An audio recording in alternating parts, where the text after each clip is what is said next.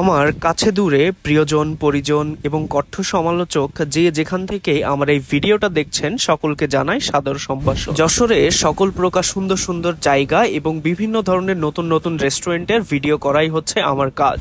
আমি খুবই একজন শৌখিন মানুষ, ঠিক এই কারণেই আমার নতুন নতুন জায়গা সবসময় ভীষণ পছন্দের। এবং যশোরের মধ্যে এবং আপনার হাতের নাগালেই থাকা খুব সুন্দর একটা জায়গার সন্ধান দিব আজকের ভিডিওতে। এই ছোট্ট ছোট ক্লিপগুলো দেখে আপনারা হয়তো বুঝতে পারছেন যে এই জায়গাটা কতটা সুন্দর এবং হয়তো আপনাদের কারোর পরিচিত লাগছে, আবার কেউ হয়তো কখনোই দেখেননি। চারিদিকের অ্যাম্বিয়েন্সটা দেখে আপনাদের কি মনে হচ্ছে চারিদিকটা একেবারে পরিষ্কার পরিচ্ছন্ন না?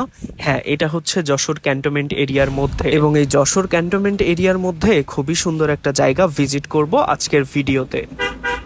ঘুরতে ঘুরতে আমরা চলে আসলাম আমাদের কাঙ্ক্ষিত প্লেসে, যশোর বিনোদিয়া ফ্যামিলি পার্ক। ফার্স্টেই এখানে আপনাদের ঢুকতে হলে এন্ট্রি ফি দিয়ে ঢুকতে হবে এবং এন্ট্রি ফি এক একজনের জন্য 70 টাকা করে। এই এন্ট্রি ফি 70 টাকা আমার কাছে একটু বেশিই মনে হয়েছে, 50 টাকা হলে সেটা একেবারে ঠিকঠাক হতো। ভেতরে ঢুকেই আপনাদের এইরকম বড় একটা স্পেস চোখে পড়বে এবং তার সাথে চোখে পড়বে বিভিন্ন ধরনের রাইড।